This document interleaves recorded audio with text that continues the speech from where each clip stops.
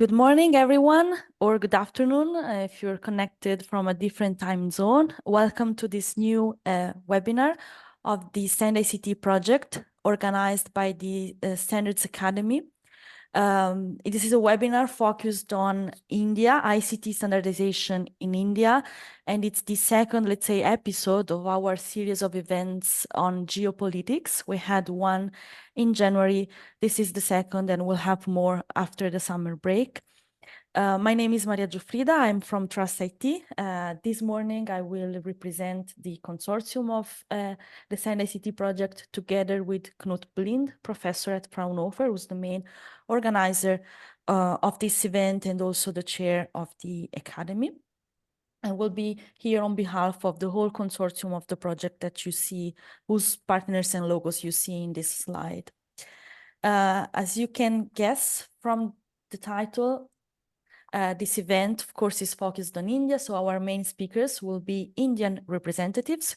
We're very glad that we were able to put together a fantastic lineup of speakers and, excellent speakers. We will start after our introductions with a presentation from Abhishek Singh, who is Additional Secretary of the Ministry of Electronics and Information Technology. And after his introduction, we'll have a speech by Anupam Kaul, Independent Strategic Advisor on Quality and Standards, about India's standardization strategies and activities in a more global context.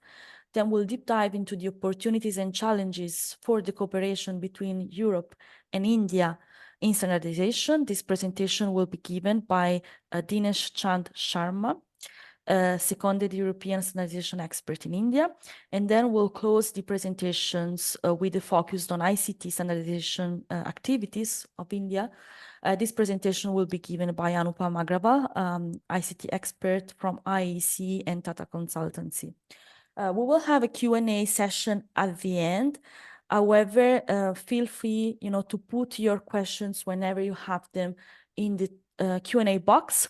We'll also have a chat that you can use for other purposes. For instance, if you want to introduce yourself or if you want to make a comment or add interesting links.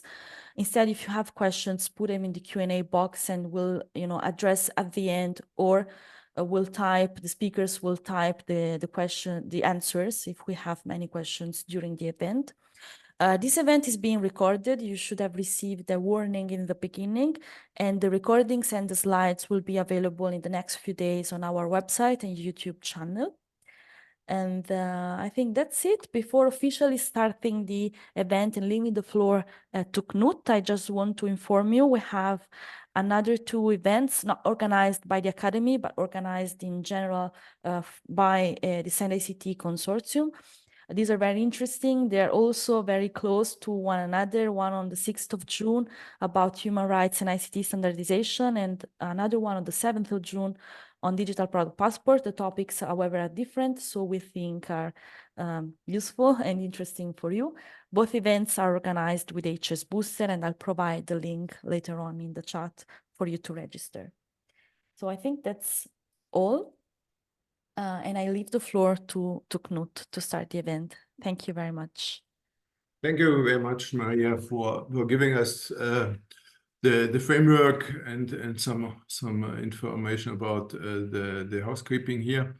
Yeah, I'm very happy to kick off this webinar on the geopolitics of ICT standardization with the focus on India. We had, as Maria said, one in January with focus on Korea and / China, but India is quite interesting also from a European perspective. Therefore, I'm really happy and proud that we have this really long list of distinguished speakers. And originally the plan was that I share some slides. I can do that, but we will do that maybe for the discussion if needed, in order to give you the room to present all your interesting insights, because I had a look on your slides, and therefore I probably have the opportunity to learn a lot about India. Special thanks to Dr. Banerjee from the Indian Embassy here in Berlin, who also provided us with the one other contact to especially our first speaker, Abhishek from the ministry, who kicks off the webinar. And India is interesting in a sense that yeah, it's a strong growing economy, probably soon the biggest one, and also very strong in ICT, and therefore we are quite keen to learn what's going on in India regarding ICT, and in particular ICT standardization, and what are possible kind of collaboration opportunity with Europe. And here we have Dinesh also with us, who is responsible for kind of aligning these activities. Therefore, I want to give the floor to Abhishek to kick off the webinar. And you can now share your slides, I assume. Are you here? Yeah, I'm here. So shall I go ahead? Yeah, please. Okay. So it's indeed an honor and privilege to be speaking to this august audience, and I extend my heartfelt gratitude to Professor Blind and his team, Maria, and the efforts of Dr. Ramanuj Banerjee from the Indian Embassy in Germany for taking this initiative and connecting me and Professor Partha, with whom I have learned a lot, and I keep on reaching out to the experts in the academia. As you know, IITs are one of the topmost academic institutions in India, and I have myself studied in one of them at Kanpur, and Professor Partha and other faculty members have contributed a lot to what we are doing. And the way we are looking at, especially this topic that we have taken up today about ICT standards, which is enabling digital transformation in India. So what I will do is that in order to keep the talk focused, I will share a few slides in which I will mention with regard to the standards landscape in India, how we are looking at it, and how it promises to ensure that we are not only integrated in the global standards ecosystem, but also create a value for building systems that are interoperable, that are standards based, and that allows people to share data, information, and services with each other. So what we have seen in India especially is that technology has played a great role. Please remove this. Technology has played a great role in ensuring governance and improving public service delivery. We have built large-scale public digital platforms, whether it's for identity services, or whether it's for payment services, or whether it's for document sharing services, or for healthcare, education, which has ensured access to services to all. It has ensured inclusive development. It improves policy making. It empowers citizens at large. And it also brings in efficiency and innovation in governance, and especially with the application of artificial intelligence based technologies. What we are finding is that governance is getting transformed, citizens are getting empowered, and good governance is an outcome. So while we are working on that, the Digital India has been working on it for a long time. We have created a mark for that, and digital public goods are something that we are contributing even to the global discourse in the form of digital public infrastructure. And what is the core to that is that whenever we are building a system which is able to access services across domains, one very key component for such services to be actually be interoperable is that they need to be based on open standards. And for that, the system that different departments are building should follow the common standards, which will ensure that systems are connected, systems are interoperable, and we are able to take a whole of government approach to digitization. For example, the identity stack that we built ensure that every service that requires identity as a prereq for doing a KYC kind of service, for opening a bank account, or for giving services to farmers, it follows identity standard. Similarly, when we built the unified payment interface, the UPI system, which has transformed digital payments in India, what it was needed to do was to follow a common standard, and that allowed all banks to connect to it and ensure that financial transaction from one financial institution can happen to another financial institution without you knowing all the credentials that are required. I just need to know the UPI address of the person. Similar to the SMTP protocol, the email that we work, like I'm able to send an email from any service provider to any service provider. Similarly, with the UPI protocol, based on the standards that were created, one is able to transfer funds from any financial institution to any other financial institution. Similarly, we came up with the document standards, the verifiable credentials, with which we built a platform called DigiLocker, which would ensure that if there is any document which we confirms to the verifiable credential standards, that document can be verified by any third party. So if I have my COVID, and we tried that out in various projects, and more importantly, in the vaccination certificate that we issued to people digitally after the COVID vaccination. And because the vaccination certificates were following the standards that were put for verifiable credentials, different entities could integrate these certificates in their services through APIs and also do verification. So evolution of standards in India has ensured that digital services become more ubiquitous, digital services become more common, and this is like common to the overall evolution of technology. In fact, if you look at the globally also, like global for almost every domain, we have global standardization bodies. We have the traditional entities like the international organization is ISO standards. Then we have the IEC, the International Electrotechnical Commission, and we have the ITU, the International Telecommunication Union, which gives out the telecom standards. And all these agencies were ultimately initially pushed by the government efforts. But lately, what is also happening is that industry-led organizations are coming up, and they are coming up with creating standards for specific sectors. Examples that one can take is internet-related standards are primarily now defined by the Internet Engineering Task Force, the IETF, the W3C Consortium, the World Wide Web Consortium. Then we have the non-profit ICANN, which comes up with the web URLs and those standards. And then we have the third generation partnership project, the 3GPP, which has become the key arbiter for telecommunication standards. So what we are seeing globally is that while technology is evolving, there's a shift towards specialized bodies, which ensures that we can move with agility to the unique demands of the way the services are evolving. So this also points out to like each government entity, like for example, since whichever government has kind of taken leap and taken steps for implementation of certain services, they have an inherent strength for building standards for that domain. So in India, as I mentioned, like we have been like one of the key leaders in building digital services. So whether it's for the Aadhaar services, the ID services, the payment services, or document services, all have followed standards which are common across the nation. And some of these standards are also conforming to global standards wherever they are. And India has the potential to offer standards to the global community for sectors where there are no global standards. For example, one key initiative that India has taken is to set up a technology standards organization for ID services. We are one of the world's largest ID service providers. So we are rightly positioned to work with the global community to build in the technology standards for ID. So our technology standards organization is being set up for doing this. Similarly, as we go forward for building artificial intelligence services, there will be need for creating AI standards, and everyone who builds up a application or builds up a service which is offering an AI-enabled service, that will need to conform to those standards.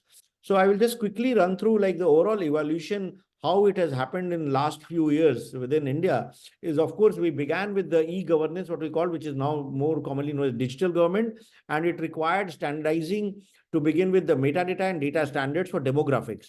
For example, whether it's name, a person's identification. So for name, of course, in India, we came up with a full string being the name standard, instead of having a first name, last name, because we being such a diverse country, in parts of India, you write the first name first and the last name second. But in other parts of India, especially the southern part, where the last name is written first. So name was taken as a free-flowing form, even in the Aadhaar. So whichever way you want to write the name, that becomes the name, that became the name standard. Similarly, the land region codification has been standardized. for every land entity, whether it's a district level or a sub-district level or a village level, unique LGD codes have been defined so that any system which deals with land follows the same standards. Similarly, for health, we are building the Ayushman Bharat digital mission. What it does is that it creates a whole spectrum of health services, digital health services. And for that, we needed electronic health record. So for that, the electronic health standards have been set up by the National Health Authority. It conforms with the standards laid down by WHO so that the health records that are created digitally in India will be kind of interoperable with any other health system globally. Similarly, we came up with standards for the various directories in the health sector, whether it's the service provider directory, the hospital directory, or the doctor directory, and all those standards were laid down in order to ensure that people build systems that can talk to each other. Similarly, for rural drinking water and sanitation, the standards have been defined, which will ensure that that we follow standard norms across the nation. Then we also came up with, for service delivery platforms for all services under the Digital Government Project, the National Open Digital Ecosystem Framework. And what it does is that it defines the way the system should be architected. I will be giving some details in the later slides on that. And it also worked out a system in which how from the common building blocks and from common digital platforms, more sector-specific service platforms can be built. Then around 10 years back, we also laid down our open government data policy, and that created the open government data platform, which allows data to be shared through APIs in the open domain across sectors. Then we also came up with a policy on open APIs, because ultimately, if we have to ensure that that information and data can be shared between databases, between applications, you needed an API policy and API standard. So in 2015, we had laid down our policy on open APIs. And what we have seen is that the great offtake of digital services that we are seeing today is primarily being driven by the open API system that we have built in.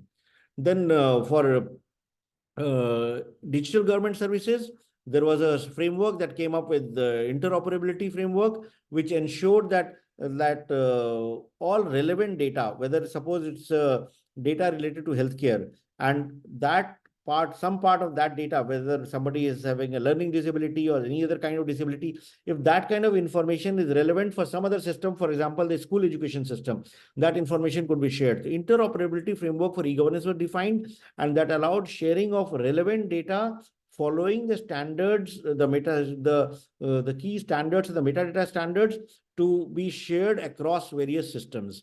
Then for accessibility, we came up with the standards for accessibility, which ensured that all systems that we are defining are accessible. And then they conform to the W3C guidelines on accessibility, and that ensures that all ICT products and services are accessible to all. And it kind of led to development of assisted technology devices, and it covers all the three components: the services, the software, the hardware. Then for cloud services, again, the government came up with a policy with regard to how the cloud services can be adopted within the government, where we need hyperscalers, where we need a public cloud, where we need a government private cloud. So these kind of things were defined by the cloud policy. Then what we also have is our Indian standards body is Bureau of Indian Standards, which is like a designated body for laying standards for all domains. And the BIS has been at the forefront for almost all sectors.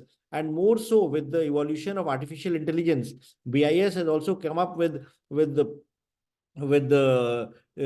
standards that will address all the issues related to responsible AI, relating to ethical AI, and how we will ensure that any AI-based system that is developed or deployed in India does not result in user harm, but does more good than harm. So that kind of framework BIS has come up with. Then we also have a standard for fairness assessment and rating of artificial intelligence systems. What it does is that this framework is a voluntary framework and developed in partnership with industry, which helps in assessing AI and machine learning systems. And it will have a rating system also to certify fairness in these AI systems. Then India digital ecosystem architecture was defined, which kind of defines how different systems should talk to each other at the state level and the national level. So I'll just quickly go through. So this is the overall framework in which the standards are defined, but I'll quickly go through some of the standards which have been defined and how they are working. So we have the metadata data standards I spoke about, the more important technical standards for various domains. Then we also defined standards for digital services, then standards for emerging technologies, especially AI related services, and the India digital ecosystem architecture. So metadata and data standards, they relate to various domains, beginning from demographics to education, to healthcare, to rural water drinking sanitation, and to even local bodies. So all these standards have been defined, published, and anyone building an application conforms to these standards for their applications.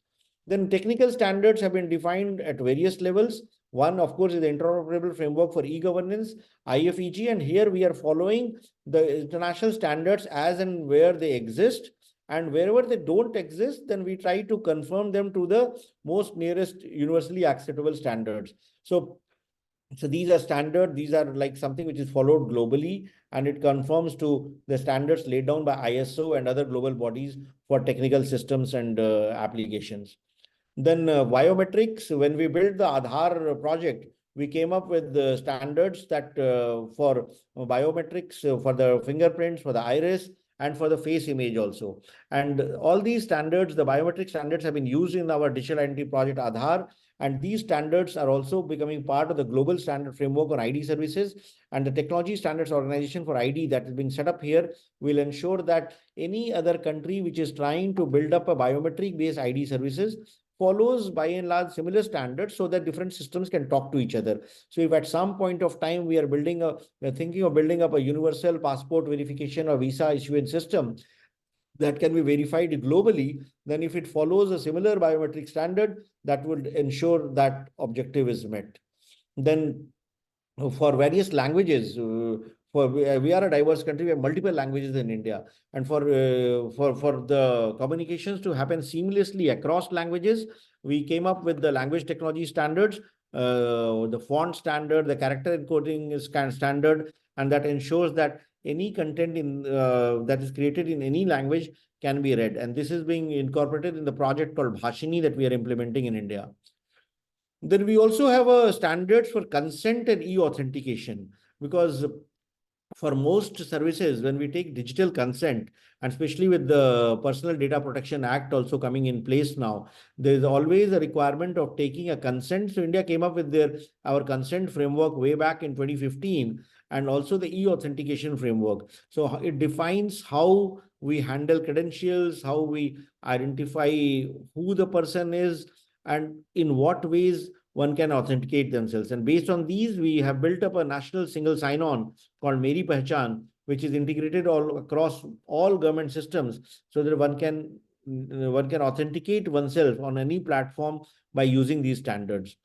Then digital preservation standards also have come up with, and here we have been following the international standards and this is basically required for ensuring that e-records are created, stored, and retrieved as and when required. So they follow the standard protocols for any digital preservation standard that's used anywhere in the world. Then we also have the technical standards for mobile app security. So mobile app security verification standard, we follow the international standard also here, and to ensure that it's the same standards, the NIST standards which were laid down in the United States, or the Internet of Secure Things standards, or the standards on Android is followed, so that all apps which are developed follow the same standards for uniformity and for interoperability. Then digital service standards is something that we define, which define what is a digital service, the description, the classification, prioritization, then realizing like how do you access a digital service. So how do you kind of enable a digital service, the design, development, delivery of them, then the governance systems for a digital service, and measuring like what is the impact, how it is being used. So digital service standards also have been defined, and it also has a section on UI, UX, like how people should be accessing such services. Then we are also implementing the India AI mission for trustworthy use of AI, and for emerging technologies, we have our Department of Telecom has come up with a standard, and what it does is that it measures the risk It defines the threshold for various kinds of risks and does bias testing, and to kind of ultimately define whether a system conforms to these standards or not. And that's very, very essential when we are deploying AI at a large scale for building more ethical and responsible systems. Then the standards that we have adopted, the national standards for AI-based technology, we have adopted for the SIM cards also. The 13-digit numbering scheme for M2M SIMs have been recognized, which covers the entire domain, like the country code, the M2M identifier, the licensee identifier, and the device number. And this has already been implemented. This will ensure uniformity, interoperability amongst IoT devices and communications across the ecosystem. Then the India digital ecosystem architecture, I will not go into great detail, but I will just mention that this whole architecture has been defined to ensure a one government experience. Like in a diverse and a big country like India, how do you kind of ensure that all applications which are being developed, deployed at various levels of government follows standard protocols and ensures that it rides on the common digital platforms that we have built in, like the identity platform, payments platform, or the DigiLocker platform for documents, and then uses APIs to build in various domain-based services. So India architecture has got almost 10 key building blocks, and these 10 building blocks define the various, so there are certain domains that are defined as the India core that will include the registries, directories, the architecture portal. More of it is available on our portal. And then there are citizens facing applications like the Umang or MyGov or DigiLocker. This will be common across the ecosystem.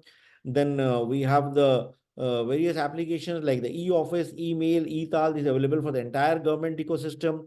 Then we have platforms like the public finance management system, the government e-marketplace, the cloud platform, which is available again for people. Not every entity needs to build it. So the India and then it further goes on to build a LMS system which can be shared by everyone. A domain systems, the domain cores are also defined. Then every state can also build up their own state core and ride on the national core, and the state digital ecosystems are also built up. And then there are security policies and the data protection frameworks that define the entire architecture. And how it pans out is that like at the bottom of layer, we have the India ecosystem standard specifications that are defined. Then we build the India core exchange, the national registry, whether for various domains, it will be different. For the identity registry will be there. Then there will be the core directories that will be there. The India portal will be there. And on top of this India core, we have built the India national layer. And national layer has got various applications which cut across sectors, which cut across domains. So these are like the Umang, the MyGov, the e-office, the government e-marketplace, DigiLocker. So these are common across applications. And then we also have a lot of reference building blocks like an LMS, like a KMS, an analytics engine, and the consent manager that is also shared by everyone. So, and then using this, the domain building blocks have been built up. And at top of the national layer, we have built a state layer. The state layer will have the state core exchange, the state directories and all. States are like federal units within the country. And then the various applications the state has built in will again flow to that. So this common architecture ensures that the applications that are developed are interoperable, they are talk to each other, they ride with common systems that are available, and ultimately give a citizen a whole of government approach. So this is what that I wanted to share today. I hope I am within time and would look forward to your questions, if any. Thank you, Abhishek. Thanks a lot also for keeping the time. Yeah, just I would like to add a couple of sentences, if you agree.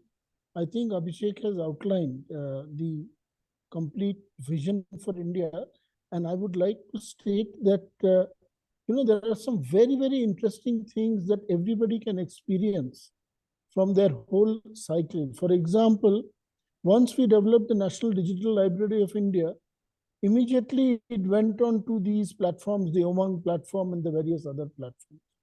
So now the Indian experience based on open standards, I think can be an example to the world of how to scale everything in a large and diverse nation. So I would seriously think that there is also a scope for really determining the amount of social transformation and enablement that this is bringing to the country and to the last mile of the country. So it would be a very important thing to do various kinds of research, I think, which is going on. So with this, I would not like to extend the time further because Abhishek Singh has given a very elaborate description of this. Thank you. Thank you, Professor, for the additional comment. I will share a link to a document about standards or quality infrastructure and social technical transformation, what you mentioned in the chat. But now we go on to our next speaker. What the name? Anupam Kaul. Yeah. With a presentation on India standardization. Anupam, can you share your slides? You're muted.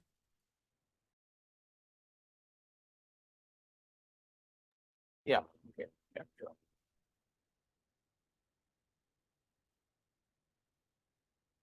Okay, thank you very much, Professor Blind, Maria, for inviting me today to speak on this topic of India's standard strategy.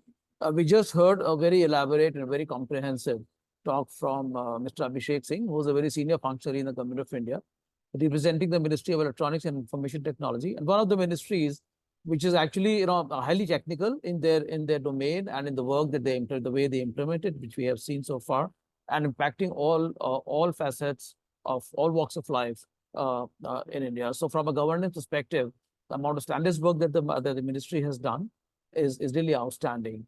So my presentation is, of course, going to be a little different because here we are talking about building a standard strategy across all sectors and recognizing some of the issues that India faced in terms of building a robust quality infrastructure. So this is what I'm going to make as a presentation, and I'll try and consume 20 minutes as has been agreed. So this standard strategy that I'm going to talk about actually is a document which has been published by the Government of India, by the Ministry of Commerce. And this was discussed, and it is a consensus document with almost the entire country. If you see the slide over here, it took a long time to build from 2014 to 2017, for which major national conclaves were conducted to build the standard strategy. And standard bodies, conformity assessment bodies, ministries, regulators, industry bodies, academic and research institutes, Apex global institutions, they all took part in this endeavor. And what was the background to this was that India had its standards body was established in 1947. So and did very good work in both in terms of domestic standards and also in the liaison with the international standard bodies, ISO, IEC. Of course, ITU is with DOT. And also India had a very robust quality infrastructure in terms of, we have a formal accreditation body across multiple sectors. We have a National Metrological Institute. We have a legal metrology framework. Everything is in place. And we also have a lot of private enterprise in terms of, standards building as well as conformity assessment. The only thing that was missing was putting them all together. And that was the main recognition it was here, that was observed in these national conclaves. And therefore, the need was articulated that we should actually have a standard strategy so that all these initiatives that are already existing and work that has already been done could all be dovetailed into a framework. And the framework would then help develop the standards, the ecosystem, not only for the country, but also leverage our technology, our strengths for a more wider participation or active participation in the global frameworks. So that was the background in which this was actually discussed, and that is how it actually emerged. So then the draft documents were actually drafted. I was one of the main authors for this document, and that's the reason why I'm presenting this here today. I was actually working for the industry body in India, the Apex industry body, the CII, Confederation of Indian Industry. But I had an experience of working with the BIS for about 27 years. So I had an experience of both sides, a standards writer, a standard conformity assessment person, as well as, a consulting and advisory role in the industry. So I was given this charge of developing this document by the Ministry of Commerce, and we set up a task force, and that's how this was developed. But then it was, again, a consensus document, and it was placed on global consultation. As you see on the slide, more than 500 comments were received, including from different countries, and every comment was reviewed and addressed. And then a final document was prepared by this expert group that was set up by the Ministry of Commerce. And ultimately, this was published with, of course, the blessings of the Prime Minister, who wrote the foreword for the INSS. It's called the INSS, the Indian National Strategy for Standardization. It was published in 2018, and it has a time frame of 5 years. So we did a review in December 2022, and we expect the next one to come up. Incidentally, not every country has written standard strategies. When we did the research, we found about 8 to 10 countries had done this. Germany, of course, was one of them. UK, USA, Japan. Some of these countries had written standard strategies, all in very different forms. So they're not alike with each other. Very few common elements are there. So the point then was that how should we build India's standard strategy? Should we then look at what these strategies contain, or should we build up from scratch up? So we decided to do it scratch up, essentially. And one of the important things there was to look at where we are today. So a very realistic standard strategy was formulated, considering our own achievements so far. So these were the strategic intent that were actually brought into the standard strategy. One of them, the first one, is very, very important: the positioning standards as a key driver of all economic activities. As we are seeing the world develop today, standards have become center stage everywhere. Standards, both voluntary as well as mandatory standards, technical regulations, and to go with that, of course, the conformity assessment programs, accreditation programs. It has become center stage, driving trade to a very, very large extent all over the world, and touching all kinds of sectors and lives of humans, everything. The second was to develop a comprehensive ecosystem in India for standards development, taking into account the diversity of interest and expertise available. We got a glimpse of that in the previous presentation. India is a wide and big country, and multiple interests exist in terms of geography, in terms of demographics, in terms of technologies, culture, multiple things. And of course, the level of achievements. Then standards for providing a level playing field to domestic industry, considering that we were quite deficit in terms of technical regulations, and India was actually, in a way, an open field for anybody to bring in their products and services without any restrictions. And our products were actually facing a lot of restrictions in different parts of the world. So to make up level playing field, that was one of the very important aspects of this standard strategy. Adopting best practices in standardization, conformity assessment, and accreditation and technical regulations, and creating roadmaps for the future. And then playing an active role in taking leadership positions in apex international forums in the related areas. So this is also a very important aspect, because most developing countries, as you would know, are not as present in terms of leadership on the international forums.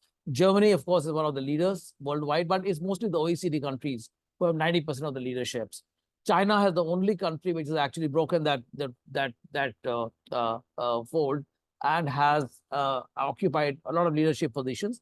That became kind of a benchmark for India as well. And there has been a progress in this direction in trying to get convenerships and leadership positions subsequently, to create response mechanisms to global developments on standards, technical regulations, mainly on technical regulations, because we didn't really have a system to address the development taking place on a daily basis by different countries on the WTO, TBT, and SPS platforms. And then aligning strategy with the other national policies, some of which we heard in the previous one. So the focus on INSS was to actually build 4 pillars, as you see on the screen here. The first was standards development. Second was conformity assessment, accreditation and metrology, then technical regulations, and awareness, counseling, training, and education. So it's a very comprehensive document and touches all these aspects of a standard strategy. This was the goal then, of course, to build a national culture of standards for growth and economic leadership. And I'll tell you something more about how we actually tried to achieve this, of building a standards culture in the country subsequent to the publication of the standard strategy. And also then developing a dynamic, relevant, and priority-driven standards ecosystem that will drive development across sectors, promote competitiveness of Indian products, and foster India's eminence among the global leaders in standards writing. So then what I'm going to present to you very shortly, there are more than 30 goals in the INSS. but there were 8 goals dedicated to standards writing. And these were the goals that were actually identified for taking the next level, India standards writing or building to the next level. The first one was that India already has about 40 different organizations who write standards, other than the BIS, which is the national body, which Mr. Abhishek Singh also spoke about. So these bodies do work in sectors, in their own domains, and some of them are government-driven, some of them are in the private sector. So to actually set up a common framework, a common platform for all the SDOs to work together, and enhancing also the capabilities of the SDO to bring them onto the common practices of writing standards, the ISO code of practice for writing good standards, encourage setting up of the new SDOs in emerging technology areas, adopt the SDO standards as national standards similar to the American system, avoid duplications and overlap. This was observed in some areas. We had as many as 3 to 4 standards addressing exactly the same product group. So avoiding them, have one standard for the country, and then ensure market relevance of standards produced at all times. The next one was, of course, to develop a dynamic mechanism of standards identification, development, and their revision. This was also, BIS was doing it on their own, other bodies were also doing on their own, but there was no formal system of how anyone can actually introduce new ideas or new subjects for standards writing. So the bodies were doing on their own. So to broad-base this activity, it was decided to set up dialogue forums and the processes to articulate and to prioritize needs for the standards development. And in this, a lot of work actually has been done. We have now standards cell in more than 100 industry organizations, and in more than 50 ministries have set up standard cell to be able to articulate the need for developing new standards. Also to help create the opportunities for Indian businesses through standards, and focus on the critical sectors which are linked to India's priorities. The third one was to enhance awareness on the role of benefit and standards and conformity assessment activities among businesses, government, and civil society, including consumers. This also was found to be a weak area because even in the government, particularly in the states, people were just not aware, government offices were not aware of the standards work being done in India by different SDOs, and also consumer bodies were not fully aware. So to create these forums for standards, awareness in states and district forums, this was thought to be a very major activity. At the same time, enable participation of experts and MSMEs in standards writing to set up the funding mechanism for them to be able to participate in the standards committees and the writing and the projects. The fourth goal was harmonizing standards with international standards. This is an area which, of course, is given agreement at the WTO level because India is a signatory. We are founding members of ISO. We have an obligation to adopt international standards. So but at the same time, because traditionally we were building legacy standards in India, a lot of standards in India were actually on the same subject that we had in international standards, not harmonized. So this became a very major activity. And I'm very happy to inform that at the moment, product standards, 88% of Indian standards are now harmonized with ISO and IEC standards, either adopted directly or adopted with some modifications. The next one was on developing pioneering standards in areas of traditional strength. So India also has a lot of traditional areas. For example, the traditional medicines in India, very similar to the Chinese traditional medicine. We also have a very large complement of pharmacopoeia available in India, and it has an extremely good opportunity to be taken to the global market. So that's one area that we've been working upon. And the many other traditional areas, India has a very robust GI system for recognition of GI products. So all of them are candidates for writing standards, which can then become, kind of pioneering work from India. Also to develop service standards on a time-bound program. So I'll touch a little bit more about this, how we are doing pioneering work in developing service standards, and then to have a cutting-edge standard based on research and development. This is also one area where actual work has started. And at this moment, right now, we have more than about 100 projects going on for R&D-based standards development. Then systematic and continuous participation in international regional standards work. This was, an okay activity for us. We were participating in multiple committees, about 300 ISO committees and about 100 IEC committees. But the participation level was not very focused. The same process were not going again and again. There was actually, a mismatch of experts who are going to these committees. To bring all of that into focus, the policy stated that we must ensure continuous participation and also ensure that only the correct identified experts, they go through to attend the international meetings through liberal funding support. So this is also actually started happening after we build the standard strategy. A lot more participation is happening, and we are in the process of occupying more convenerships in the committees and also able to contribute in the actual development of the international standards, especially in the area of ICT that we are discussing today. This was one area which I mentioned, to set up a division for setting the service sector standards and to identify where are the service quality gaps in the country, what are the standards required, and then to develop fast-track national standards based on the gap analysis, and also to take leadership role in the international service standards development work. Very, very happy to inform that after this policy was made, BIS set up a division council for service sector standards, which now has 22 different committees. And they're already writing domestic standards. They are in the process of adopting ISO standards. All of us are aware that service sector standards are actually very, very few, even at the ISO level, just about 10% of the product standards. So some of the committees in BIS are now actually doing pioneering work. One committee that I chair is on fundamental service standards, is on the verge of applying to ISO for setting up an ISO TC. So we are expect to take leadership in that zone. Then another area that was identified in this national strategy, we talk about ISO standards, we talk about international standards, about regulatory standards. There's one very big domain, a very big area, which are called the private sustainability standards or the voluntary sustainability standards, which have actually started having an impact on global trade to a very large extent, mostly consortium driven or driven by international bodies of standards writers and conformity assessment bodies who have come up with standards, and they link to trade, especially by, for example, by buyers, by consortiums, and developing countries in particular. They have to actually comply with some of very rigorous requirements, social responsibility, labor laws, multiple things, environmental concerns. So to identify that this is an area which we need to work upon and to consolidate our activities, the recommendation was to set up a national response structure comprising of experts and seek a voice in the programs where these standards are actually being written, and also to create corresponding schemes in India, which we can go for some kind of a bilateral agreements that our scheme and your scheme can match. So this was the 8th goal. So having done this, the next step that really happened, and that actually played a very vital and major role, was that BIS took this national policy, national strategy document, and wrote their own national standards action plan. The first plan they wrote was 2018 to 2022. And then a very revised and very comprehensive one has come recently in 2022 to 2027 to focus primarily on the standards writing work, essentially. As you see on the screen here, it virtually replicates or duplicates the intent of the national strategy, but in a more focused manner and in actually workable and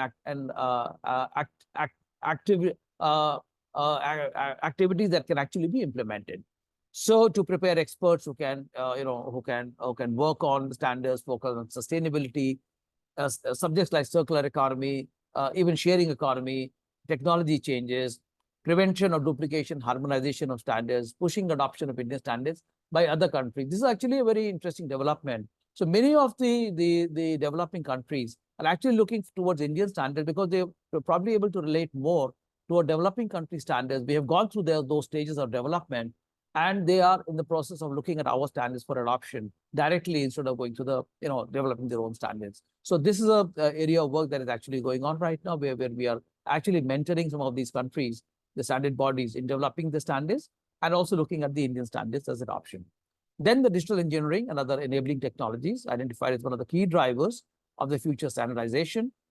Position standards as key facilitators in the integration of digital technologies. I think we heard a wonderful presentation by Mr. Abhishek Singh, and which actually highlighted this aspect of the action plan of India. Then also to provide the mechanism for building trust on digital and data-driven economy by ensuring interoperability, reliability, security, and privacy. All of this is actually in that framework that was presented in the previous one.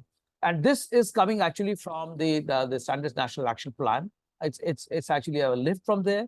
So this is what BIS has intended or pledged to work upon in areas of ICT technologies like AI, ML, IoT. We heard about that. A committee on big data, additive manufacturing, blockchain, and DLT. They actually set up a committee on smart manufacturing, quantum computing, etc. And then the application of these technologies in smart manufacturing, smart cities, smart grid, smart agriculture, and many others. So this is again lifted from the SNAP document. These are the subject areas which and the priorities that have been accorded in the SNAP document. Very interesting. So if you look at the agriculture sector, so drones which are going to be used in the agriculture sector, they are going to in this domain, and also the use of AI and Internet of Things in agriculture and blockchain in agriculture. Similarly, we have use of ICT in services, customer data security, then IT-enabled services, for cloud services, for digital signature services, e-commerce, e-subscription, blockchain, and many other that you can see on the screen here. Right. So after the INSS was developed, so this is what really happened, as you see on the screen. The SNAP was developed. SDO recognition scheme was actually established to encourage existing and new SDOs to converge into a common framework. And as of now, 4 SDOs have been recognized for this. It's a very complex process, and we expect more to come into the fold. Industry bodies and ministries have established standards cell, as I mentioned, more than 100 cells by industry bodies and more than 50 cells by the different ministries, who are actually now working upon both to identify subjects, to work with the BIS, and also to respond to development taking place worldwide in terms of the mandatory and technical regulations. Full-scale services division, as I mentioned earlier, was set up. Countrywide standards conclaves were held. A lot of awareness programs and were organized to propagate this and strategic intent and help states prioritize their standardization needs. As I mentioned, 88% of the Indian standards have already been harmonized as of now. A formal funding scheme has been developed for research-based standards, and this has been established. About 100 projects are right now going on for developing standards. Basic research, market research, all kinds of research are happening. Chairs have been established in some of the IITs in India for chairs on standardization, so that the student, the faculty can also take part in the standards developmental activities. A shift is in place to recruit more individual experts in place of organizations in the technical committees. So generally, it used to be organizations which were members, and they used to nominate the people. And most of them were not really experts on the committees. So that shift is happening now. In the committee that I chair, in fact, there are more than 60% of the members are now actual individual experts. And then a significant increase in the convener positions in the ISO IC committees. So I think my 20 minutes are over. This is what I wanted to present to you. Of course, we have another session for question and answers. I'll be very happy to take questions at that. Thank you very much. Yeah, thank you, Anupam Kaul. Great. I would have several questions to you, but I think we go on with Danish to give his presentation, and then we have some time in the last section to discuss different things. There are several questions in the Q&A section. Please, maybe if you feel to respond to them, do that. Now I give the hand to Dinesh Chanchama, who is responsible to make the link between Europe and India, and therefore also quite interested in seeing what he has to present. Dinesh, the floor is yours. Thank you. Just give me a second. Okay, first of all, thank you very much, Knut and Maria, for giving me this opportunity to be a part of this webinar where we talk about India and further collaboration. Of course, my topic is talked about opportunities and challenges, which I will cover up in my later part of these presentations. But when I see challenges, when there are challenges, there are opportunities. So both go hand in hand. But to begin with, I think we heard from Dr. Abhishek Singh, the excellent work the Ministry of Electronics and IT has done it in India when we talk about standards and related policies. We heard about INSS and SNAP development and BIS. In my presentation, just give me a second. In my presentation, I'll tell you briefly about what I'm doing here when I'm based out of India, representing this project in one slide. Then we will give you a brief snapshot why ICT standards need to be global. There are some reasons. Then who are the different standard development organizations in India which are active and who are respective organizations in EU and how we are working together closely between these two regions. Then there are many partnership instruments which are available between you and India, which we capitalize when we work and exchange dialogue around various new emerging technologies, including standardization. And as I said, a couple of slides on opportunities and challenges, because that was the topic given to me. And then we'll conclude it. To begin with, CEST is an acronym for Seconded European Standardization Expert in India. Is a local face for European standardization community, which is me. While it's a project of 5 partners. There is a standards organization called CEN, which is a counterpart of ISO in Europe, CENELAC, which is a counterpart for IEC, ITSI, which works very closely with 3GPP, developing the telecommunications or ICT global standards. Then European Commission is the major contributor for this project. And then IFTA, where we have European Free Trade Associations. There are 4 countries who are partnered to it. So these all 5 partners created this project together. I started working on this project way back in 2013. It's a project, so it goes on for 3 years, get renewed. So last 10, 11 years, I've been working on it. While I'm present locally here in India, I work with Indian standards organizations very closely. We exchange best practices. We exchange what's happening at the global platform around many topics. And recently, after the establishment of Trade and Technology Council and the Connectivity Partnership, the topics have been realigned, focusing on digitizations, covering strategic technologies, digital governance, and digital connectivity. You see all the topics which you can think of comes under the ICT umbrella. And then we also focus on green and clean technologies because that is second major topics. But then while focusing on these 2 major topics, we are open to explore any new topics which pops up from Indian side or EU side to have the exchange of this dialogue. For example, rail standards in India are mostly or majorly European standards, which has been implemented in India. Ropeway, we discuss machinery safety. So this is what we do it.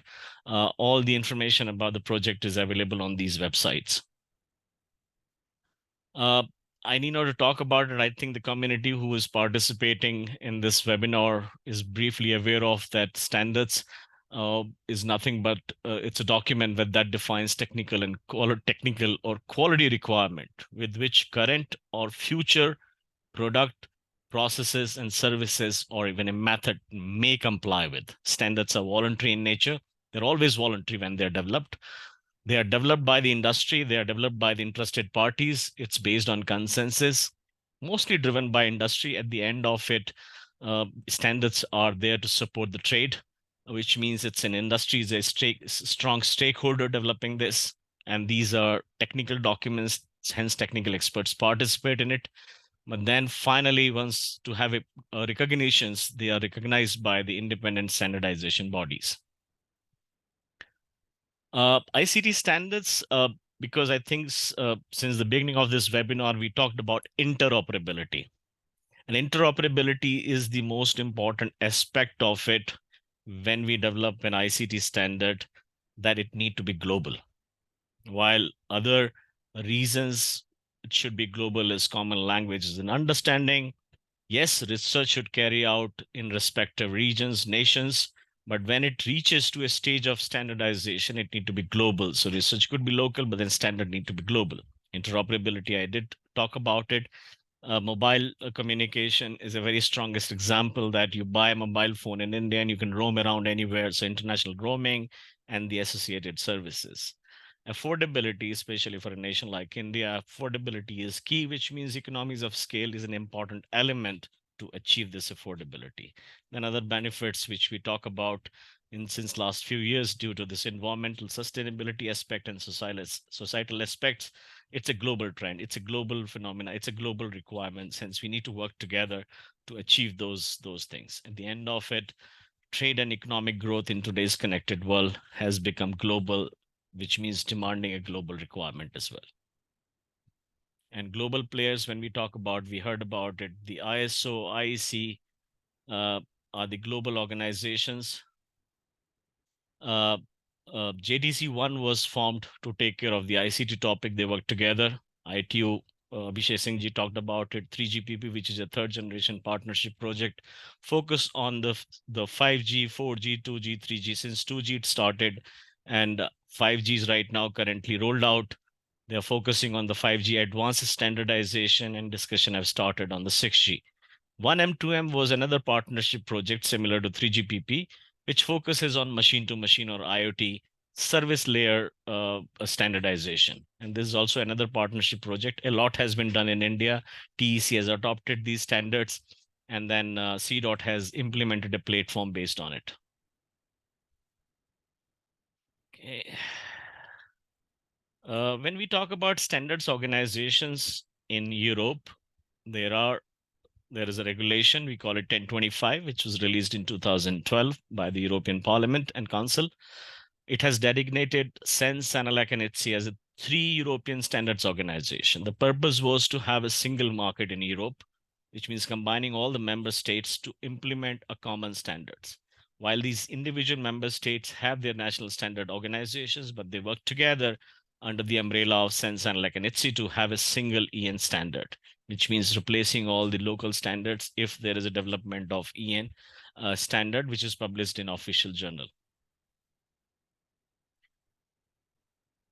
ITSI, let's start with ICT because the topic of the conference is ICT. So the focus or the cluster which ITSI focuses on is a connected world at the end of it, while taking care of public safety, security, interoperability, connected things, which means everything has to be connected. The transportation, we are talking about intelligent transportation, and the wireless system have always been there. Even in fixed network, which used to be a fixed line network, there is an evolution further equivalent to the wireless industry like 5G. So there is a DECT telephony where they're also progressing in terms of standardization. Content delivery, we all know about it. At the end of it, ICT has to help around the better living, home and offices. Just certain areas which are focusing this presentation will be shared. I need not to talk about everything, but you can imagine the topic which we heard in the morning around the digital public infrastructure in India, what different things they're focusing. But then you can see that a lot of emerging technologies are evolving, like zero-touch network. I mean, we all know about smart body area network, human factor.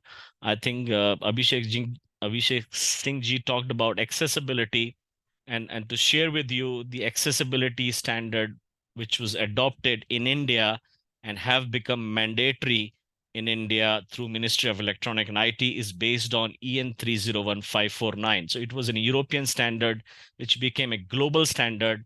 And then I worked with Ministry of Electronic and IT and BIS for last 4-5 years, including CDAC, to study this standard. And we figured out that this is the best standard shall be adopted. And we adopted, and this standard is already mandated. We continue this as part of this technical committee to further amend this standard. And right now we are focusing on PDF capability of reading like OCR, DPI, etc. So we are working with the technical committees.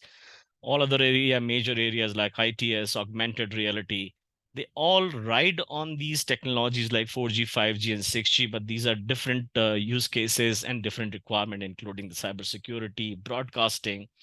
As I said, digital enhanced cordless telecommunication is an evolution of the fixed telephony, energy efficiency, and implementation of AI like experiential network intelligence. So AI has been integrated and all the O&M related activities have been automated. So AI is also getting integrated into these technologies. Some technical committees, even SENS ANLAC is focusing on ICT, and these are the various topics. And these technical committees, while I mention about the one in Europe, but they work very closely with the global organization. As I said, ISO, IEC, JDC1. So JDC 19 could be ISO, IEC, JDC 19 as well, which focuses on these topics.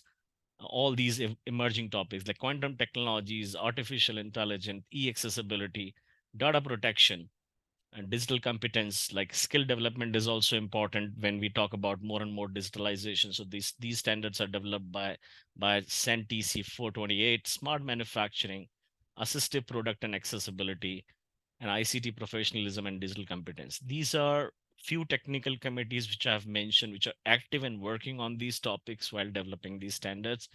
And they work very closely with the global standards organizations. And I'll show you that. So for example, how this is structured, CEN has a Vienna agreement with ISO, CENELAC has a Frankfurt agreement with IEC, ITSI has an MOU in 2012 with ITU. The purpose is not to have the local standard. Whenever there is a need to develop a standard, it's always produced or proposed at the global platform. And I can say that ISO, which is a huge sectorial body, 30% of CEN standards are developed under this agreement. So they developed it together. They need not to develop it for EU, but they develop it for global world. And in case of IEC, around 80% of CENELAC standards are identical or based on IEC standard. And ITSI, while working with 3GPP, they harmonize with ITU as well. And as I said, SASAI is a project of all these standards organization together. Then not only limiting to the ISO, we also need to ensure there are various forums and organizations which work on subject specific. And we must need to bring them together to have a harmonized effort when we develop an ICT standards. And this is how ITSI talk with regional partners, talk with international SDOs, and then these cooperation project like 3GPP, 1M2M, and there's also a GSC called Global Standards Collaboration Project, which makes sure that everybody comes together, debate together, and agree together to develop these standards. And then various forums also, they invite them, they participate with them, they have various cooperation agreements to ensure that the efforts are harmonized to develop a global standard in case of ICT. Again, I mean, as I said, these are different organizations. In India, we have a Telecom Standard Development Society in India, which you can say is a counterpart of ITSI. And it was my pleasure to be a part when this TSDSI was getting established. I worked with Ministry of Communication, framing these laws and then announcing it with IIT Kanpur, IIT Madras people. So we since the inception of this TSDSI, I was involved in India to set up these organizations, and we continue working with them. And these are different organizations around the world which come together through a platform like 3GPP, ITU, and JTC1 at ISO and IEC. When we talk about in India, I mean, we have a Bureau of Indian Standard. We heard about it from Anupam and Abhishek ji. In case of telecommunication, we have a TSDSI.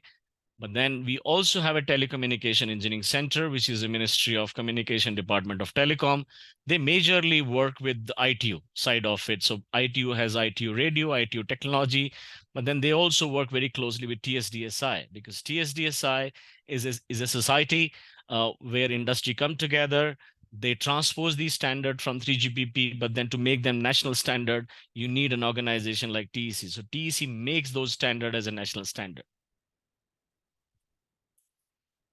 BIS, I need not to talk about it, but quickly, I mean, it's a founding member of ISO. They have been very actively participating in ISO, around 470 committees. They are the primary member, and they are also active as an observer in 194 committees. And India even holds a secretariat. I think Anupamji highlighted that learning and realizing the importance of standards, the participation of Indian side has become stronger and stronger in these global platform. We know that we have to contribute Indian specific requirement to these global platforms. So they are active in many of these working groups and committees. And in case of IEC, they have been active for a long period of time, and they represent India through this Indian National Committee in the IEC as a member. They are participating in 92 and 74 technical committee as an observer. They even hold the chairmanship of many of the committees, for example, low voltage direct current, which is an important for the country like India, even power capacitors. They also are a member of regional standard bodies like PASC, which is a Pacific Area Standard Congress, and SARSO, which is to bring together the South Asian regional standards organization so that we work together, we develop together, and then if India has a good standard, they could adopt it. Even BIS has signed 32 Memorandum of Understanding and 8 bilateral agreement, and this agreement includes ITSI and BIS and SANLAC BIS. And even one of these standard of lift and escalators have been adopted by BI. So this was a very specific agreement for that. In BIS, we have a committee which is LITD called Electronics and IT. And these are various committee numbers. These are the important topic which comes under the umbrella of ICT. And these are the corresponding ISO IC committee with which these committees work very closely. If we have an Indian requirement, we contribute, we submit to those committees. If the standard is developed and suitable for India, it is adopted.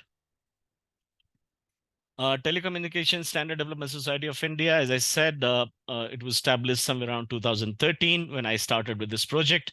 They cooperate very, very closely with different like Japan, US, China, and another organization, TTC in Japan. So Japan has two organizations, ARIB and TTC.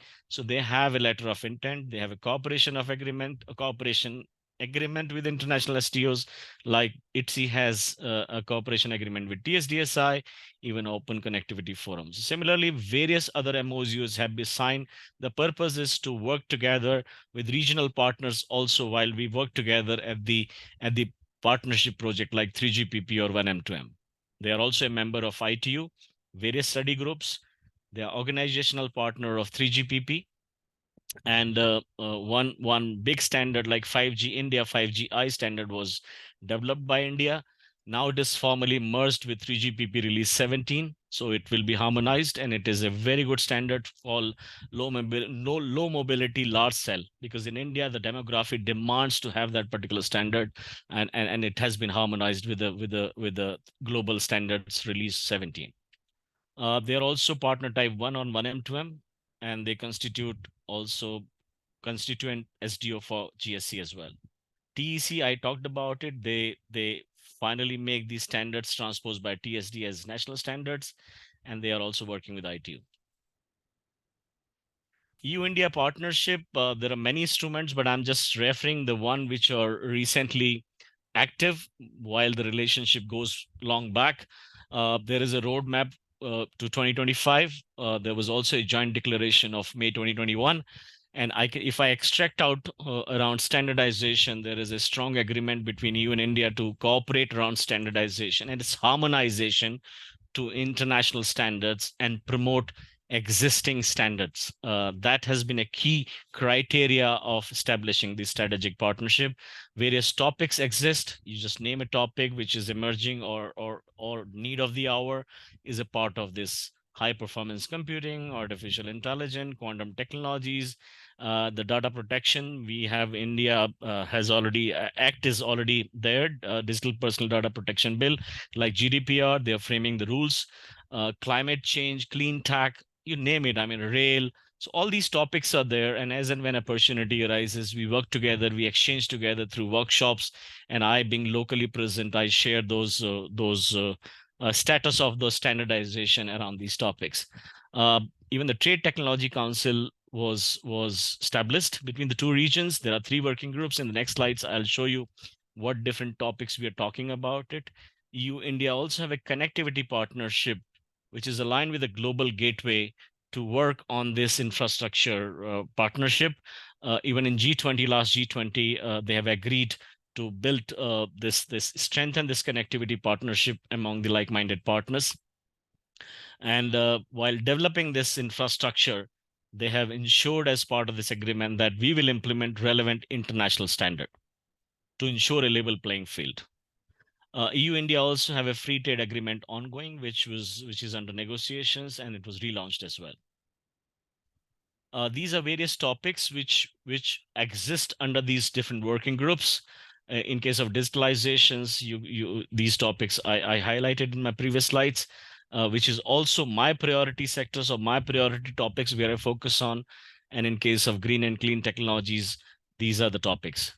There's also another working group where we focus on trade, investment, and resilient value chain.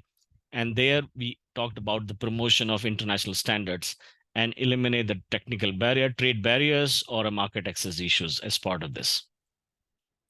Opportunities and challenges, I think, as I said, I mean, we have challenges, we have opportunities that both go hand in hand.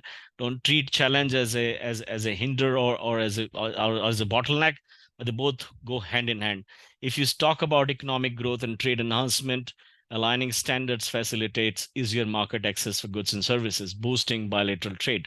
Harmonized standard has a potential to attract investment, particularly in sectors like manufacturing. Government of India is doing a lot by giving PLI schemes, Make in India, export from here, and even renewable. We know that we have to achieve those carbon emission targets, and the digital technologies, like India has a very good success stories. In the morning, in the earlier session, we heard about the UPI, the Aadhaar, various stack we have developed. Even we are focusing on AI. India AI is doing an excellent job around AI, both from a regulation and standardization point of view. When we see opportunities from a technological and industrial collaborations, again, establishing joint R&D efforts on emerging topics is available when you have a cooperation, and then you can create those joint R&D projects in various sectors, including IT and telecommunications. R&D, when research is done, research has no meaning if it is not commercialized, and the commercialization will only happen when there is a standard. And when there is a standard is not only regional or local, it is global standard. And that's how these patents become international patents. Regulatory convergence, when I say when you have a reduced regulatory burden and simplified compliances procedures, I mean, it does enhance the businesses. Again, there is a role of harmonized standards to ensure better product quality and safety while protecting the consumer. So even if there is a mandatory standard, which we need to bring it to protect the consumer interest, we have to have a simplified regulatory mechanism. So there is a greater opportunity to work together. Global influence and leadership, again, standardization plays a very important role. And if there are joint efforts in setting up global benchmarks, then we can work together to influence even the international standards and practices. And cooperation, when we cooperate, it leads to the adoption of same standard, including in the areas of sustainable development goals, particularly in energy, environment, and health sectors. When we see these standards from a digital and cybersecurity point of view, we have to work together. Security is always evolving. Security is always a starting point. More and more digitalization we bring to the economy and the e-commerce. We need to work together for cybersecurity and data protection point of view. Again, we need to have common standards. For example, the Smart Cities 100 Smart Cities mission, we have been working with the respective authorities to implement these standard-based solutions which are based on global standards. So that also continues. And we have a standard we developed as part of BIS called Smart Infrastructure Standard, where we have the IoT and smart infrastructure technology. So this standard is also based on 1M, 2M standards. Challenges, I need not to say anything. I think they as I said, both are linked. Better regulation is one.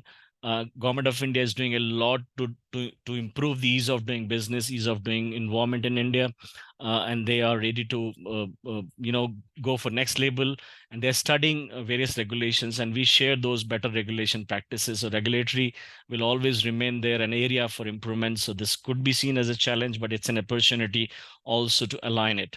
Political and economic priorities, yes, it changes with time. Which becomes a challenge overall. But then when you have the consensus, you can impede those challenges as well. Capacity and infrastructure.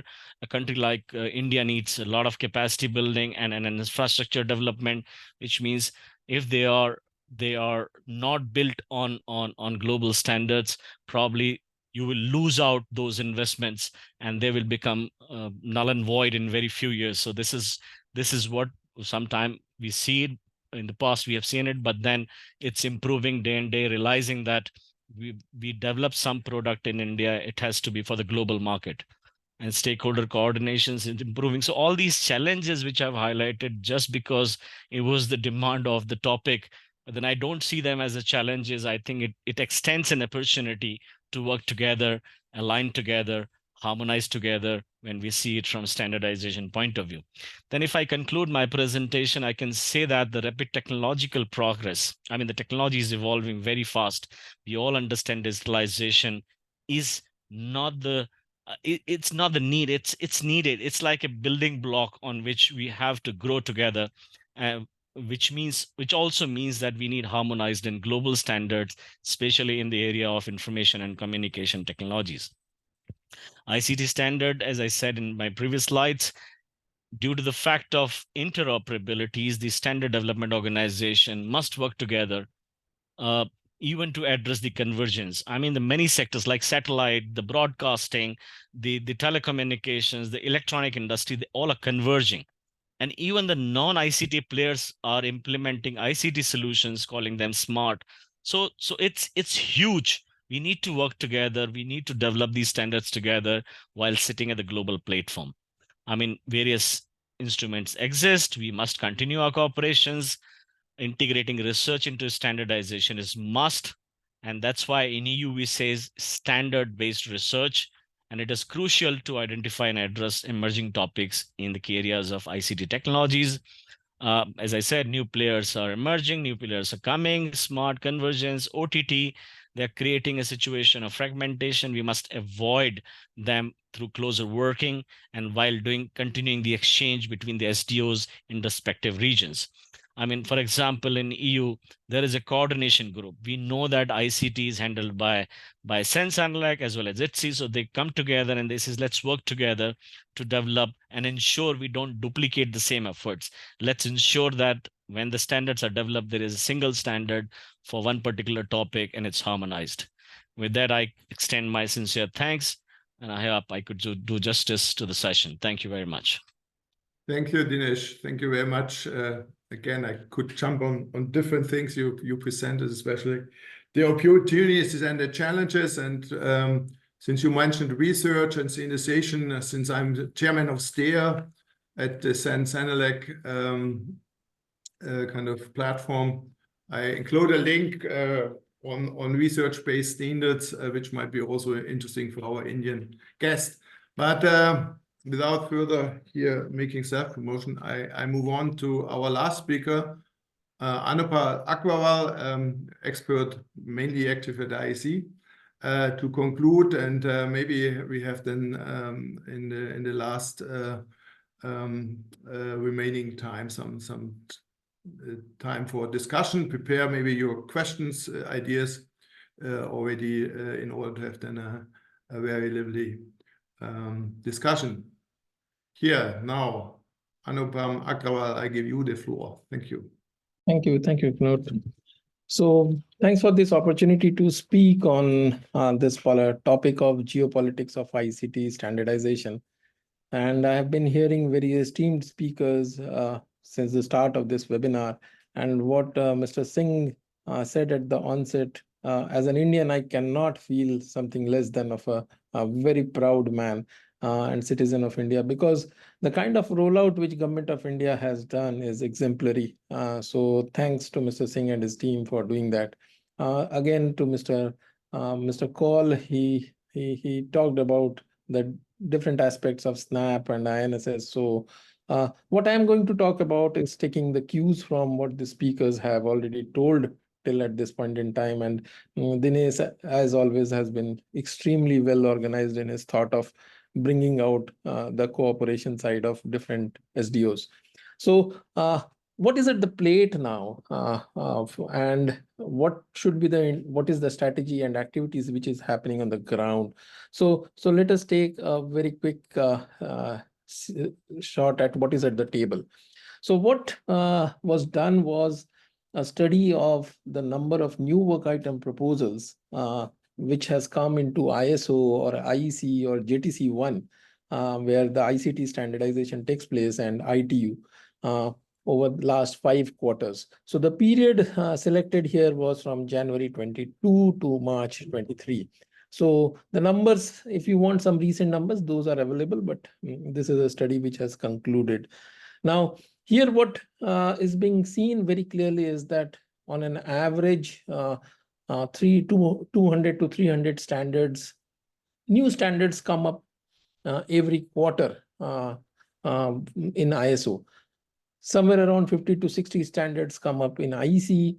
Again, in JTC1, there is around 26 standards which comes every quarter, and same numbers sometime, a little more here and there in ITU. So if you look at the numbers, the ICT related standards in this total number of more than 2,000 standards, what the study concluded was that nearly 349 standards are ICT standards, which is broadly 6% of the total standards which are coming up for which are going to be developed in next few years. So as a country, if one has to follow each and every standard, that is a very overwhelming task. Now, the reason note in the presentation where we were doing initial talking, you asked that why there is a lack of professionals in standardization. One of the reasons which can be very clearly articulated is that there is no academic backhaul which is present in the standardization community. Either it is being driven by the government or it is driven by the standard players, but the amount of academic involvement which is required in standardization space or is being seen in the space in different countries, that is not present in India. So if you are doing a PhD, you need to present some papers in various conferences to get clear your PhD, or if you want to get promoted from an assistant professor to a professor, you need to present some papers. But that is more from the research side. But if you are participating in standards, if you are contributing in standards, that is something which is not yet considered as something which will give you the right promotion. So that is something which we as a country, which we still need to work upon. In spite of the fact that there is a little less academic involvement, the industry has got onto the bandwagon of ICT standardization, and that is being reflected at various levels. Now, moving to the next slide here, what I have done is that if you want to move into the standardization world, and if one wants to start participating, then what I have done is just put 5 maturity levels, starting from spectator, follower, contributor, leader, and influencer. Now, the role of spectator is very simple. They just want to be there for some kind of intelligence gathering. Follower wants the full privileges, but they are not interested in the strategic direction. But the real fun starts from the contributor stage, where active participation is being held by the individuals or the organizations, either as an editor or a working group member, but still they are not interested in the strategic direction. But the moment one wants to be a leader or influencer, then that is the place where one can influence the strategic direction of standardization. Now, based on current participation levels, India is influencer at some places, and India is a leader or contributor at some other places. Now, with this background, I would like to say that in the space of information technology, India is currently managing the Secretariat of ISO Subcommittee 7, which is on software and systems engineering. The chairmanship of this committee is also with India. It is led by Dr. Sandeep Oberoi, and the LITD 17 is the committee within Bureau of Indian Standards, which is managing the Secretariat for ISO, IEC, JTC1, SC7. Now, if you some of the major standards from this committee are like 12207, which is on software development lifecycle. So anyone in this entire world who is working on a software and is following a software development lifecycle, they are following the standard called ISO IEC 12207, and that is developed from this committee. Another very critical standard from this committee is 15288, which is on systems lifecycle. And the standards which has been adopted by BIS are mostly related to the testing related standards, the architecture standards. So some of the key software and systems engineering standards from this committee are currently very relevant for India, because we are moving in a very fast forward pace in terms of digitalization. Now, some of the other activities which I see on the ground where things are moving in the Indian context are with respect to digital engineering. Now, digital engineering is an integrated digital approach that uses authoritative sources of systems, data, and models across various disciplines. Now, the foundation of digital engineering is an integrated digital approach. It uses authorized sources of data and models, and uses integrated lifecycle activities. Now, it also emphasizes on the semantic domains. And based on the fact that India has got a very significant experience of engineering very complex physical systems, digital engineering is something which is an area of standardization, and India is taking a key role here by creating a committee within BIS to take up the efforts in this space. This was also mentioned briefly by Mr. Anupam Kaul in his presentation, where he highlighted that digital engineering is the next phase on which India should embark upon, and this has already started happening on the ground. Now, the second one is in terms of digitally delivered services. Now, there are various standards which has been created for services, but when it comes to digitally delivered services, the last mile or the user, whether he or she is getting the service or not, that is something which needs to be standardized. Now, if I am, say if I'm doing a transaction on bank and I have done something wrong and I want to call the bank, and if I go through an IVR and stand in the queue for 15 minutes or 16 minutes before logging a wrong transaction, that is something which is quite unacceptable as a consumer. Now, can there be a standard for this kind of digitally delivered services? If I have booked something on a app cab provider, and at the last moment, the app cab provider cancels it, is that something which is within the SLA? So the digitally delivered services needs standardization, and to that effect, the work has already started within the Service Sector Council in BIS, and you will see very soon that some of these digital delivered services are being standardized, where if there is a defect in the service, there can be some kind of action, because the entire consumer framework of India, consumer protection framework of India is based on the idea of having no defect. Now, what is a defect in a digitally delivered service? That is something which needs to be defined through the standardization, and that is the work which is currently going on. One of the other important areas on which currently we see some kind of standardization activities on system resilience. There are so many systems which are very important for life and death of a citizen, systems which are very important from the consumer standpoint, are all around us.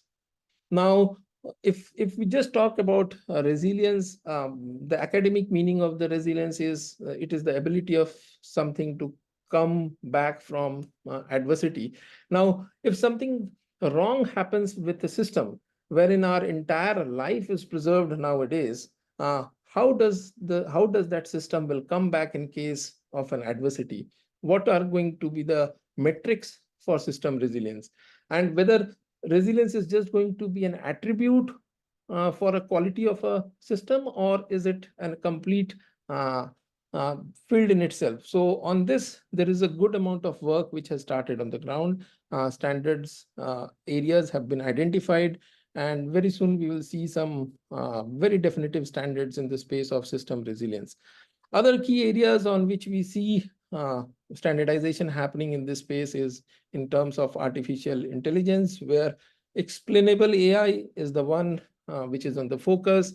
Again, green software is something on which we are quite interested, because the data center guys have started saying here that they have done the maximum which can be done based on the standards which are there for improving the capacity of the data center, improving the ability of the data center to use low energy. Now, if the software code which is there inside, which is running in a data center, if that is not optimized, then how the next phase of improvement will be done. So at this point in time, the Linux Foundation already has a software carbon intensity framework that is being looked into, and a standard on green software is something which is in the pipeline. Again, whether whether it is ChatGPT or some other AI tool, these tools are currently being used for software development. Now, what will be the standard for an AI-assisted software development? That is something which the experts are still looking here. And the last one is which I want to highlight is on interoperable cloud. So one of the committees in BIS on in the service sector department is looking on the idea of interoperable clouds as well. Now, this was in the context of the normal information technology. One of the standards which I would want to highlight here is a standard on organizational data governance and management practices. This was an activity which has been going on for last 2.5 years. The standard is under publication. This standard is going to see that will allow the organization to assess whether there are adequate data governance and management practices existing within their organization or not. And considering the fact that DPDP Act is already in place and very soon it will be notified and the rules will come out, this standard has the possibility of being one of the core underlying standards for ensuring that the DPDP Act will use to make sure that whatever rules they are going to come out with. Now, in the telecom space, if you look into, there is an absolute focus on 6G standardization. The Minister of Communication, Shri Ashwini Vaishnav, has very clearly articulated that in terms of 6G, India should aim for 10% of all 6G patents and 1/6 of the contributions.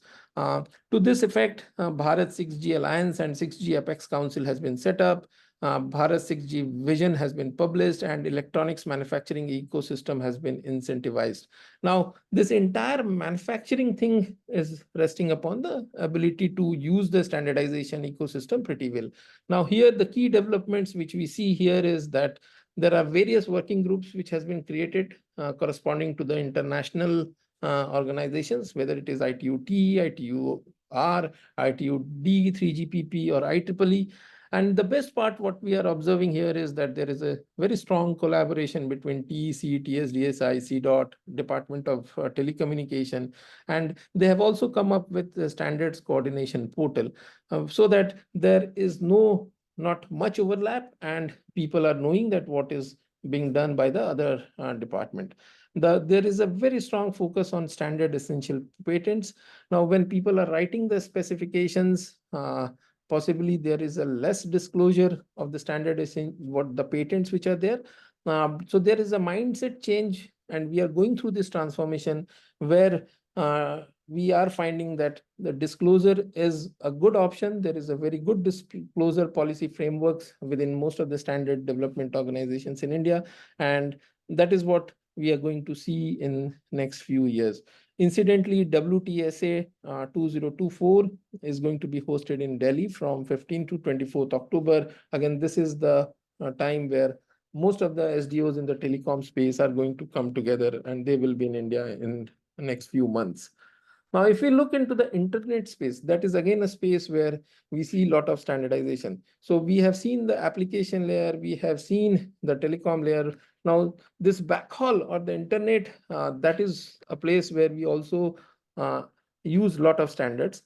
And here we particularly see that there is a very strong focus on the transport layer. And to that effect, there are a lot of conversations happening on the domain name system or the DNS. There is a very specific focus on the root servers and the root server instances which are in India. Now, if you need to see from the global root servers, there are 13. India doesn't have even one of them. The number of instances globally is 1,844. India has just 57 of them. And so what is essentially happening, what is being observed, that there is a strong focus on DNS independence in Europe. Initiatives like DNS Zero are gaining momentum. And considering that India's landscape and the number of internet users which we have, just the sheer number of volume which is required in terms of root server instances is somewhere in to the likes of 600, where we just have currently the capacity of 57. So there is a lot of work which is required to standardize this activity so that we can have something which is hybrid, which is much more local, and there are a lot of efforts which is happening in this space as well. The next area, because for all the services which we are delivering, it is very important that we do have the underlying internet connectivity very well. So there is a strong focus now on internet measurement.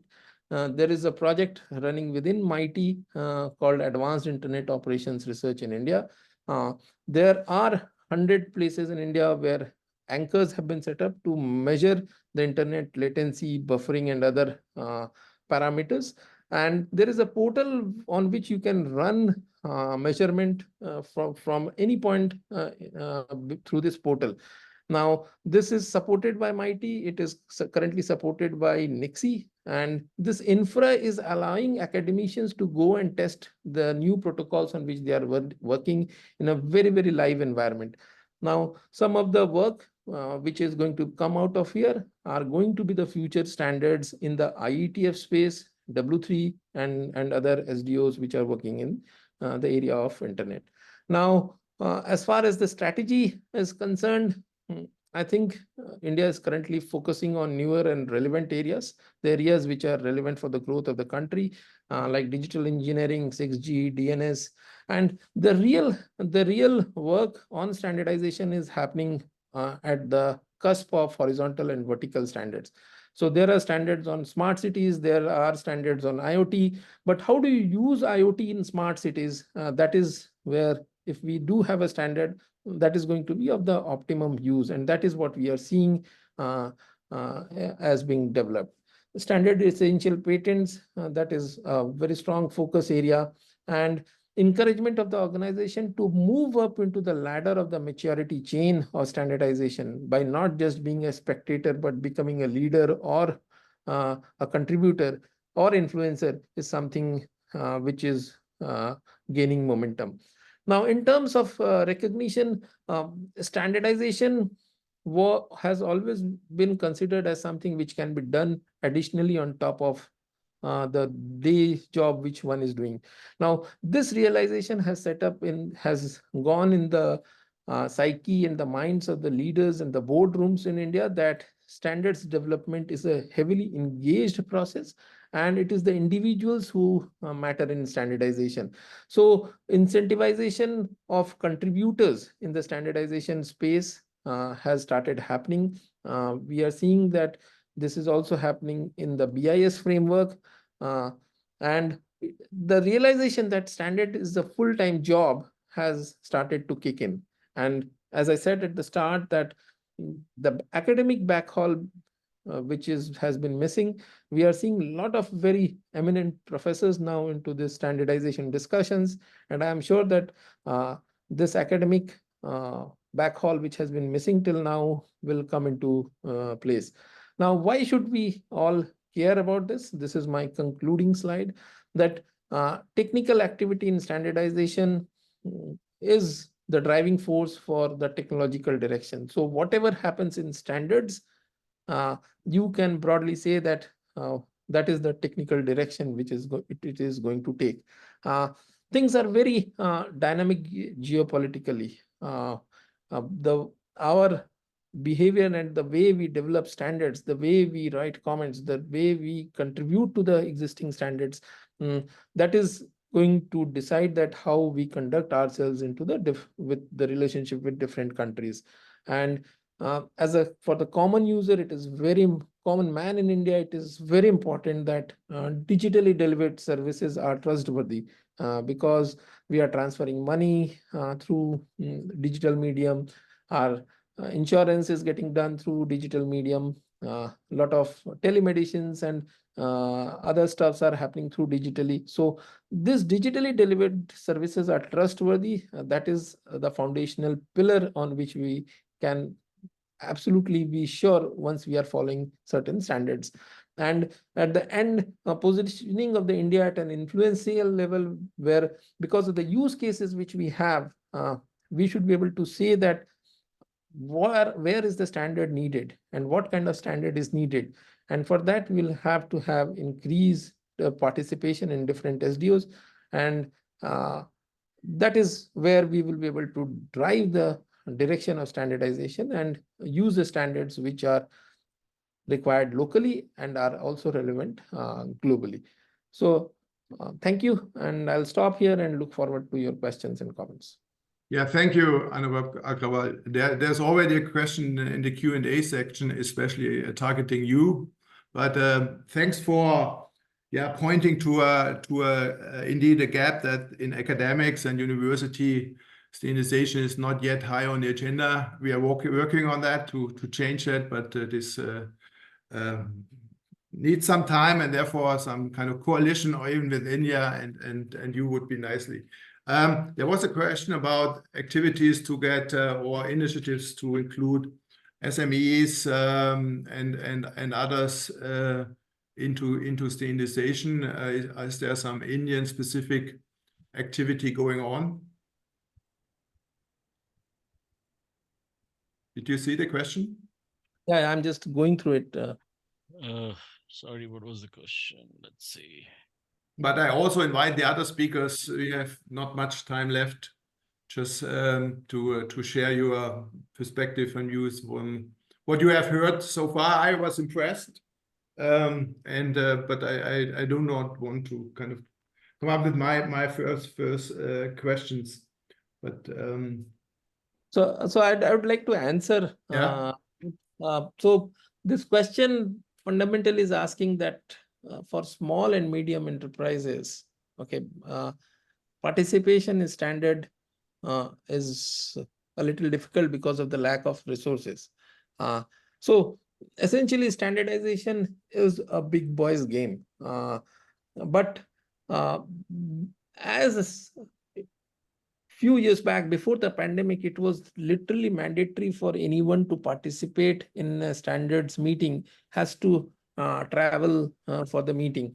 Now, most of the meetings are happening hybrid in nature. So the challenge of lack of resources for including your thoughts and that thought to be heard was that you need to go and participate physically in the meetings. That barrier now is broken. And if you look at IETF, Internet Engineering Task Force, then there is no need to travel to the meeting because most of the work happens on the mailing list or in the working groups which meet virtually. So yes, at some places, possibly there is a resource required for traveling to the meetings and putting your time on to writing standards.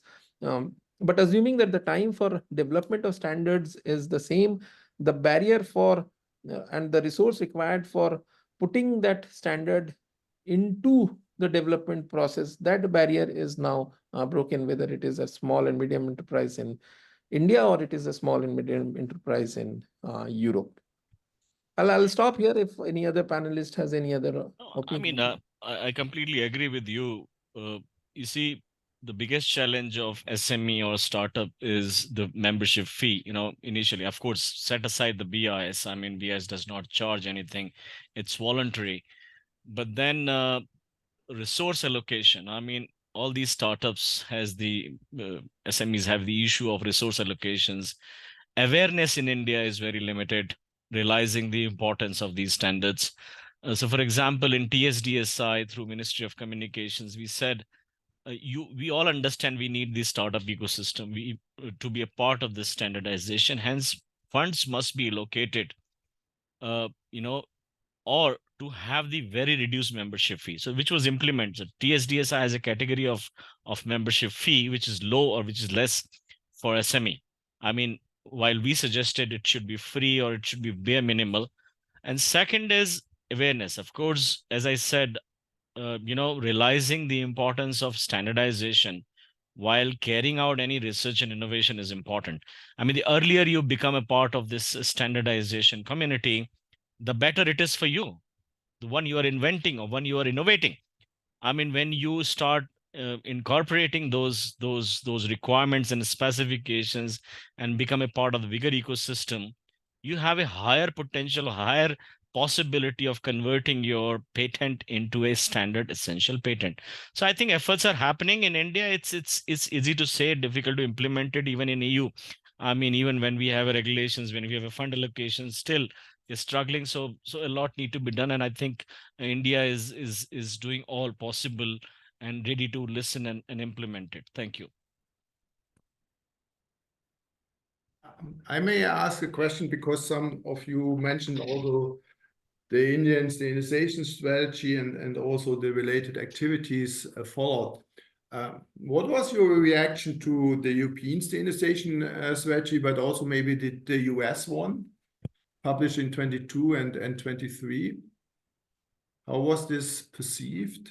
Or are you aware of that? And which standard you talked about? Which particular? I talk about the European standardization strategy published in March 22, and the US strategy published in I think May 23. And my question is, was that read and was it kind of perceived, and what is maybe reaction to it? I mean, I can talk about the European standardization strategy, which was released recently. I mean, when the SNAP, the Standard National Action Plan, was under development, this particular strategy was studied. And the key element of any of the strategy is international harmonization. I mean, at the end of it, whether it is developed by India or whether it is by Europe, I mean, they talk about it. At least they mention it as part of these strategy document. But then at the end of it, the effort differs, realizing which topic we are talking. I mean, if there are no consensus to work on those topics, there is no use of having or talking about standard harmonizations. But to answer your question more from a strategy point of view, I think India does study all these available strategies while framing their standard national action plan these days. Thank you. Okay. Thank you. Unfortunately, Abhishek Singh is not anymore with us, but since you, Anupam Kaul, you also made a link between research and standardization. Is there kind of a specific strategy, maybe also in research programs funded by the Indian government, related to using standardization as a transfer channel? Yes, so not what we have been marshalling with the government, particularly Ministry of Electronics and IT and other Ministry of Communications in our conversation, is that whenever you are giving a research grant, please specify that a certain percentage of that grant is used for standardization activities. Okay. So if whatever may be the amount, if a certain percentage like 2% or 3% has to be spent on standardization, it can be used for traveling to a standards meeting, it can be used for studying standards or writing a review on one particular standard. So that is something which we are marshalling or championing with various officers within the government. But I have not yet seen happening on the ground. But I'm sure this the feedback which we have received is that it is an important step, and possibly we will see something in this direction very soon. Okay, thank you. And I agree. I agree. I mean, I'll just to support this, and maybe I think Anupamji is also ready to I share just something. wanted to, okay. Okay, you go ahead. No, go ahead, Okay. go ahead. So I was only wanting to say that there's the other research that I spoke about that's happening at the BIS. So that is a research essentially targeted for writing a particular standards project. It's like this, and also you actually get into either product test-based data, or you collect actual user data, market data. So based on that, once you have all that information available, and then you come out with the recommendations of how a standard should actually look like, what should be its contents, how it should be presented, and and the data, how it should be actually converted into specifications, all of that. So those are very, very specific projects only for writing those particular standards. Unlike what Anupam Agarwal was mentioning, is that in any normal R&D project, there is a scope also for the standards.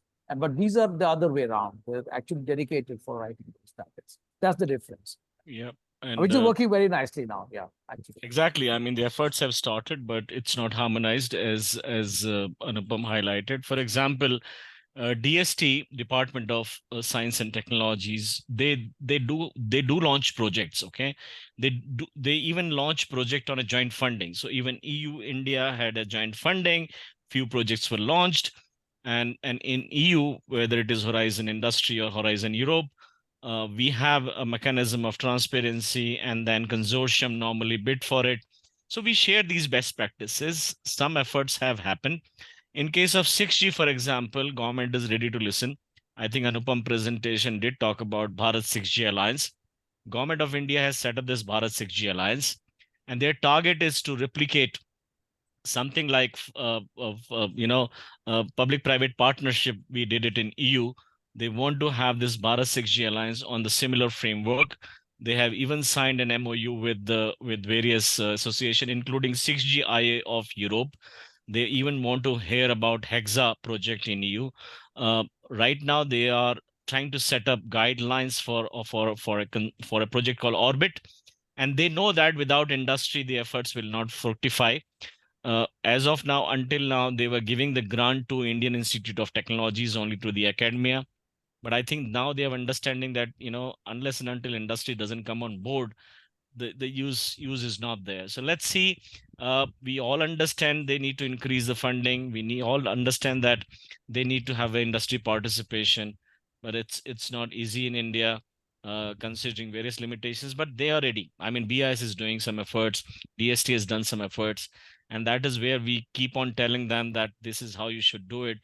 Be a transparent project which could be bid, funded, and then consortia could bid for it. Thank you. Okay, since we are approaching the hour, first of all, many thanks for your great contributions. I think I still need some time to digest all what you have presented, and there's certainly room and also need to repeat that. Just as to give an outlook, we will also have a similar webinar focusing on India, and also having your colleague Betty Xu, Dinesh here on board. Tim Rühlig already also agreed. Therefore, this will take place after the summer break. And since some of you also mentioned China as a benchmarking, there might be then also the need to have a common webinar on India and China. And here, Anupam Kaul, you contributed to a book where you also kind of made already some steps towards that. It means that's on the agenda. Please, if you have further suggestions, come back to me and Maria. I don't know, Maria, some last words from your side, but it was great. Thanks a lot. And also thanks for the questions, for the participation. It was maybe a little bit too long, but I wanted to give you all the floor, and I think it was worth. Thank you. Thank you, Knut, and thank you all the speakers. I think I agree with you. It was very rich in information, and we'll upload the slides and the recordings this week. I think we have like one last comment in the chat, but I don't know if there is enough time to address it. Otherwise, Dinesh, if you can have a look. Dinesh, it's addressing Dinesh, I cannot say. Or you can also provide, a written reply, and then we circulate it. Which question is that? Oh, it's in the Q&A box from Q&A Manoj. box, okay. Yes. The availability of test setups. Yeah. Okay, I will. I mean, I think it's a good question. And Manoj and we know each other, so probably I'll try to address it. Well, put you on a copy this question. Yeah. Yeah, that's perfect. So And I he's think right. Yeah, he's right on that. Just here, I would like to add that, Manoj, that is the exact reason why we set up something called Advanced Internet Operations Research in India, which is like a live test bed for doing some standardization work on internet standards. So you may have a look at that. Exactly. okay, so I think this leads to the final conclusion. As said, we'll have other events of the Academy, other events of StandICT. Keep in touch, and I wish you a good day and afternoon. Thanks again for joining. Thank you. Thank you. Bye-bye. Thank you very much. Thank you, Professor. Thank you, Maria. Thank you.